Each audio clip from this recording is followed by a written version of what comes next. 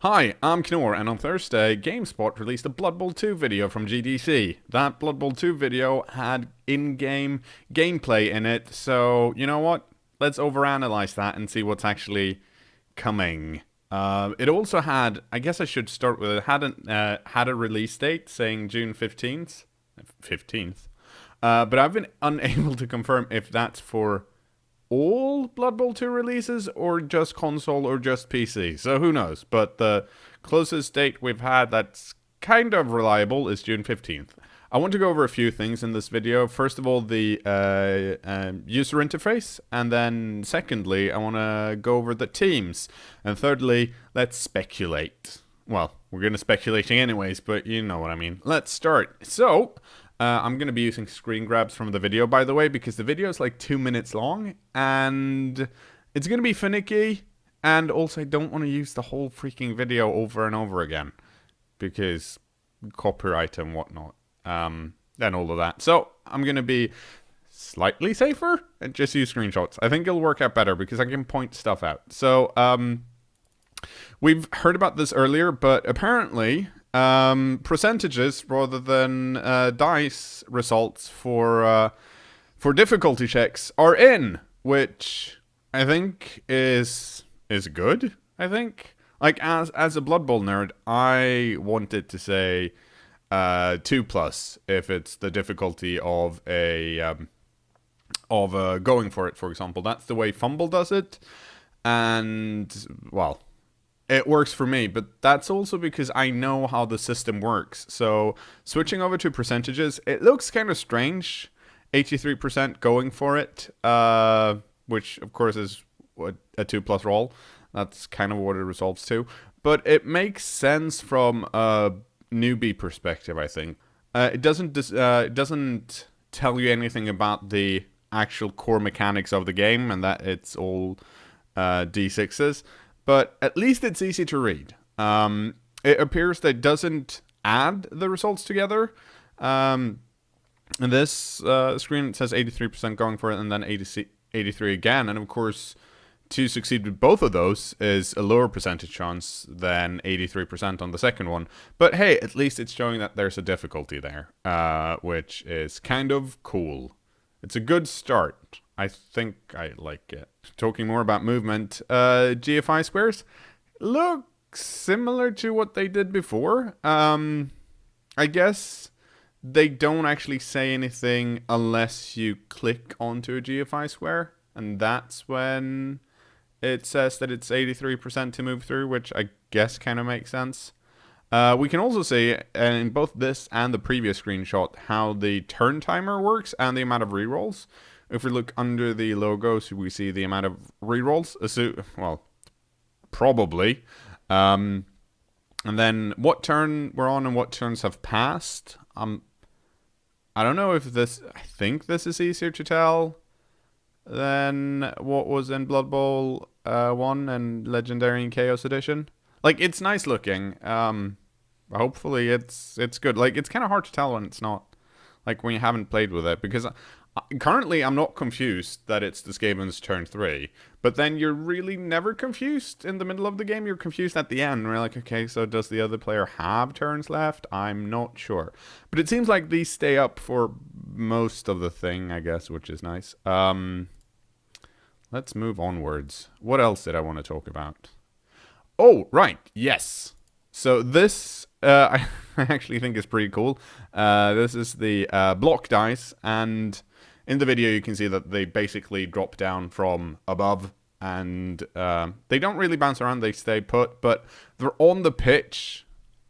I honestly really like this. I'm hoping in the spectator view it looks the same, because that's always been one of the main problems with spectating games in Chaos Edition, is that you have to look at the dice log, and that's not as cool as this. I like this just for the coolness bit, and I like it because it ties into the dice, which the percentage results, of course, don't. But this, yeah, it looked really cool in motions. If you haven't seen the video already, I guess you should. I'm gonna link it in the description below. But yeah, this is For some reason, I'm pumped about the ice falling down onto the pitch. I don't know why, but I think it looks cool. We can also, at the bottom of this screen, see the dice log, which is just as hard to read as the previous one.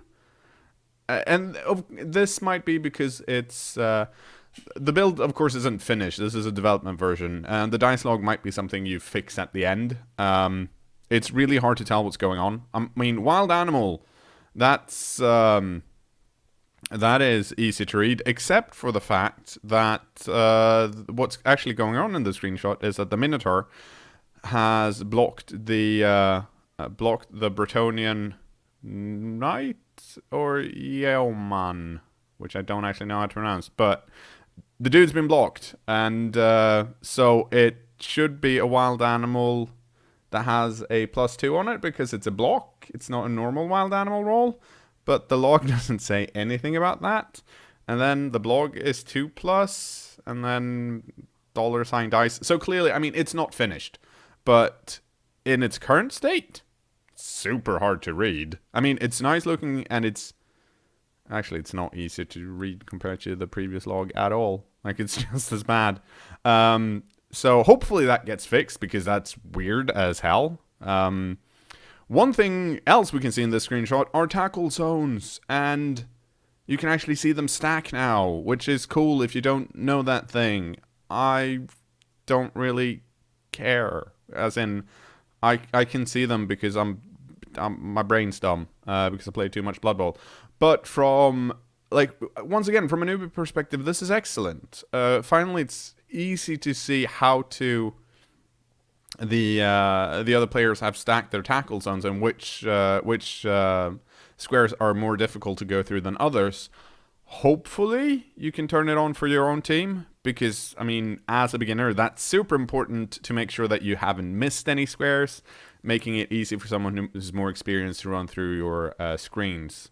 But I like the -1, the -2, depending on like difficulty. But once again, here we see the mismatch of the difficulty percentage and the actual dice working, because we know that there are dice working in the game, and the tackle zones tell you as much. But if you're on the assumption that everything's percentage based, then -2 isn't actually -2. It's -17%, I think. Something like that. It should. I think it's -17%. 16, 17. So, is it confusing? I don't know. I think someone who's not that knowledgeable at Blood Bowl can probably tell me. But it's at least nice to know that the tackle zones now stack. That's cool. Well, cool's the wrong word, but it's good. It's really good. I'm really happy. Super duper happy.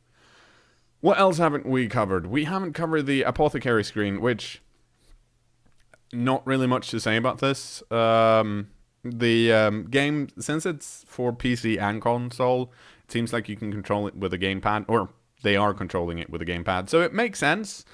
I kind of like the look of having everything be cards. So this is the top-down view. It's essentially the same. It's, of course, why wouldn't it be? Of course it's the same. It's still Blood Bowl. The KO box, injury box, and the spare dudes box are all clearly labeled, which is good. It's nice that it's easy to see. I mean, in Chaos Edition, you kind of know what they are, but if you don't, I'm sure it's really confusing. And I guess we have circles, white circles now instead of green and reds. There are some screens where some of the players have red circles, but I'm unsure if that just means that they've moved or if they are affected by anything. It's kind of unclear what means what. Then finally, well, not finally, it brings us over to the kickoff result, which is nice looking. I'm not sure it does anything more than the previous one, but it's nice looking, and I like that they've tied Spike Magazine into it.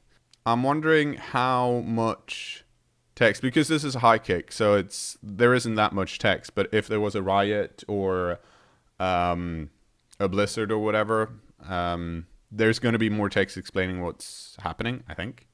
So we'll see how that works. I'm sure it'll be fine. This is from a Bretonnian game, I think, if I remember correctly. The video itself intercuts between several different games, so it's kind of hard to tell what's going on.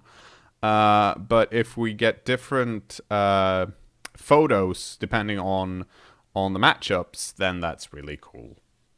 And I think that covers most of the things in the UI. There's a bunch of small things that I haven't actually brought up, like we can see a guy getting fouled and a bunch of other things. And I was going to do this whole thing where I speculated what the different icons for the player cards means, because as you've seen in some of the pictures, there are player cards for each player that gives you the stats and then the different skills, but the skills are not written. The skills are actually icons, but they're weird looking. So the video actually goes over all of the teams that are in the game. So I'm not going to do them in the order the video does, because I accidentally renamed all of my screenshots. But let's go through them. So basically, Chaos is here. And for some reason, they've added like skill levels, which I assume are the skill levels for how good you need to be at the game, or rather how difficult the teams are to play. And they're all over the place, and most of them are really wrong. But I think this is the case of it either being really early and they haven't fixed it or something. But you'll see what I mean in a while. So this is Chaos, and they have a strength and weakness thing, and all teams do have this. Apparently they're 2-star, so I guess they're easy to play. And they have easy access to mutation skills. Yeah. Above average strength, even without skills. Fine, I guess. There's also orcs, which in that case would be above average strength. Few skills in the beginning. Basic actions are more difficult. Yes. Not the best when they have to play the ball. The Minotaur can refuse to accomplish crucial actions. That they can. One more thing. The Chaos team looks freaking... It's looking really... That's nice. And I was going to bring this up in that in this version, I think in a much more than in previous versions I did, there's actually a big difference in player height. You can tell that the Skaven are tiny and that the big guys are really tall. Like, this is a beefy-ass Minotaur over here. The dwarves are all tiny and stout, which is cool. And apparently they are really difficult to play, which I would agree with. Like, they're not a beginner team because they have such low movement. Incredibly strong and enduring. I mean, they're strong once they get guard, but made for defense and exhausting the enemy. Yeah, they can beat any kind of opponent when it comes down to a fight. Yeah. Swift as snails. Yes. They're really slow. Death Roller is not the most easy to manage big guy. It's also more of a secret weapon than a big guy, but yes, fine. Let's go with that. Humans can adapt their style to opponents' weaknesses, movement above average, advantage, running play. Easy to play, yes, 1-star, but hard to master. I'd agree with that. Strength based on skills rather than their stats. Okay. Cannot perform extremely well in one style of play. I don't even know what that means, but they are pretty cool looking, and especially the ogres. Like, I love those big guys just because they're big. Let's have a look at the orcs. The orcs are 2-stars, so they're apparently harder to play than the humans, but they're strong and hard to injure. And then apparently the linemen are the best quality price ratio. I don't know about that. Well, I'm sure someone's done the math. I'm not sure you'd play with that many linemen because you've got 4 black orcs and 4 blitzers. And then you've only got 3 pieces left. And do you want a thrower? Yes, you do. And then you've got 2 pieces left. And do you want another one? Do you want a troll? Do you want some goblins? Basically, you don't have that many linemen. No real agility players. non-existent passing game, and that's just blatantly not true. They might not be super good at passing because they don't have catch, but they have agility 3 players, and they have a freaking thrower with sure hands and pass, so, you know, they can definitely pass if they want to. Skaven! Let's have a look at them. Oh, look at the Rat Ogre, so fucking huge. And then everyone else is tiny. Apparently they're slightly harder to play. Most people are fragile. Players. Not much to say here. Let's go quickly over to, I think we've only got the Bretonnians and the High Elves and the Dark Elves. The High Elves are apparently hard to play. They are, I think they're kind of cool looking. I think that, like, the color schemes are a bit horrible, but, yeah. And Dark Elves are apparently super hard to play. I mean, as we know, they're super hard to play against because I keep failing to play against them. But honestly, 5 stars? No. No. They're not hard. They're not harder to play than dwarves. But then again, this team apparently has 2 assassins, so in that case, maybe.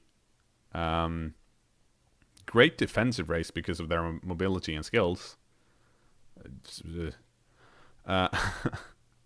And basically, the reason I bring this up is because I want you all to be aware of the fact that these, all of these pros and cons, they're not really. Either they're just placeholder ones, or they're written by someone who doesn't play a super lot of Blood Bowl, because some of them are just weird. It could also be that it's because of whoever wrote them. It's like, do I really have to figure out 3 of each? It's really difficult.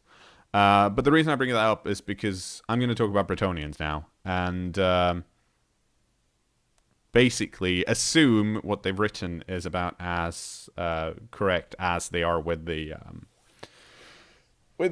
other ones. So, Sheep Linemen with good statistics. This team is comfortable with brawling. Blitzers can handle the game almost by themselves, but they're expensive and necessary. A bit frail when playing against bashy teams. They're not made for agility. So, then the question becomes, what Bretonnian team is this? There is an official Games Workshop Bretonnian team for like Blood Bowl 2nd edition or something that came out in a book. That's I haven't been able to. My Google Foo is weak today. I found it before I couldn't find it today. But what we do know from the video and from this picture here is that there are 3 positionals. Every other team has had every positional in their roster shot. So we know we're dealing with 3 positionals, no big guy. And we know from the video itself that one of the fancy pieces, but not the fancy with hat pieces, have wrestle. Now this fits very well into the plasmoid lineup. I'm going to link to, or I'm going to show the fumble one, which is essentially the same, and that's 0 to 16 peasants with fend, 0 to 4 yeomen. Is that what they're called? 6-3-3-8 wrestle, and then 4 knights, which would be the expensive blitzers in Sinai's wording. And they have block, catch, dauntless, which does mean that they can kind of handle themselves. However, the fumble or plasmoid Bretonnian team does not have sheep linemen with good statistics, because they're having 6-3-2-7 with fend. Those aren't good statistics. Those are bad stats. I mean, it's inexpensive and it's better than a zombie. But, like, agility 2? I mean, the problem here is that because of the yeomen have wrestle, they are not good at being the ball carriers. They have to have a knight that's the ball carrier if you want to hold on to the ball, because they have block and catch and dauntless, but you probably want to blitz with the knights too, so that's difficult. Let's see, a bit frail. Yes, a bit frail. And they are not made for agility, which I agree with, looking at the plasmoid roster. So we don't know what the roster is, but what I think we can say is that what we've seen so far fits with the Plasmoid Bretonnian roster, which is the most commonly used Bretonnian roster if you're playing in a tabletop league that has extra races that you can play with. Bretonnian is a pretty common one. It seems likely to me that this is the Bretonnian roster, or a variation of this, that we'll see in the game, because it fits so well. It has 3 different positionals. The one of them has Wrestle, and it's the Yeomen, which are the ones that don't have the fancy hats, and clearly the Knights are supposed to be have the fancy hats, and the Knights can deal with themselves.